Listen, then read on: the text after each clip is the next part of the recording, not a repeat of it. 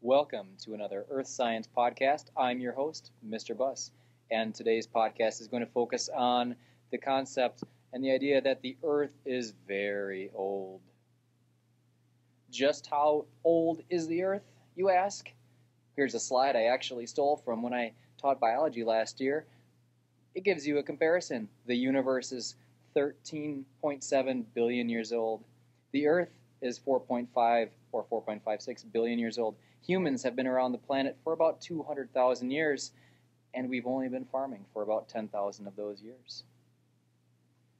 To wrap your head around this concept a little more, just think about this. If the table or area you're sitting at had been around since the formation of the planet 4.5 billion years ago, and a very small amount of dust, about 1 millimeter, just a small little line of dust, formed every year and never got wiped off over the 4.56 billion years, and 1 millimeter of dust per year, the dust on your desk would be 2,796 miles high. That's a lot of dust. So the Earth is pretty old. How do we know that? Well, we use present-day processes to interpret the past. Processes such as sedimentation, which forms sedimentary rocks. Processes such as continental drift. We have GPS data from satellites that actually gives us an exact measurement of how fast continents are moving and in which direction. Rates of seafloor spreading, volcanic activity, formation of mountains, and rates of erosion. And we take all these factors into account, not to forget about absolute dating techniques, and we have a really good idea, and we're pretty confident in the 4.56 billion year old number for the age of the Earth. If you could find any single picture of a place on the Earth and really get a feel for how old this Earth is, it would probably be this picture. This is a picture of a rock formation on the coast of Scotland that actually has a name. It's called Hutton's unconformity.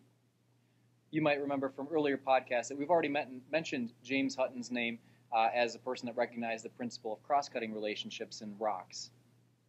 Now, Hutton sat down and looked at this rock formation and thought to himself, if present-day processes such as sedimentation and so on took place at the same rates in the past, then this must have taken a long time to form.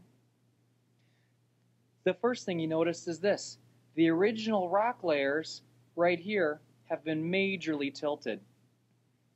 When this first formed, the actual sequence of rocks would have looked something like this. The original horizontality of the original rocks that were laid down like this. Okay? So those layers that I've been drawing on are a series of sedimentary beds that were deposited on an ancient ocean floor. The sediments hardened into sedimentary rock. The rock was then tilted.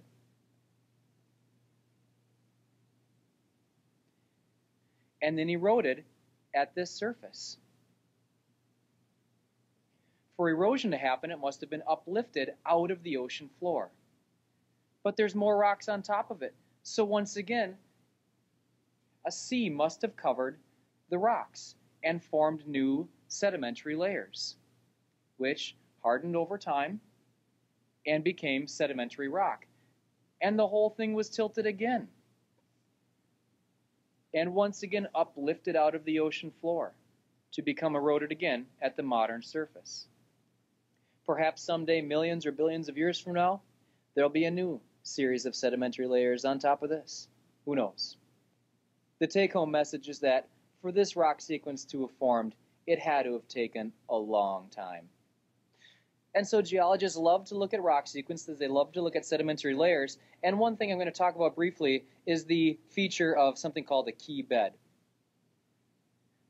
This key bed signifies the break between the Cretaceous and the Tertiary periods. What's the big deal between the Cretaceous and the Tertiary period? That's a huge break if you look at the geologic time scale here. If you look at us right now, we actually are living in the Phanerozoic eon of the Cenozoic era of the Quaternary period of the Holocene epoch, sometimes known as the recent. But the Cretaceous-Tertiary boundary is a major boundary, and it marks the extinction of the dinosaurs. So what? So what's the take-home message? It's visible in the rock record. The geologic timescale is visible in the rock record.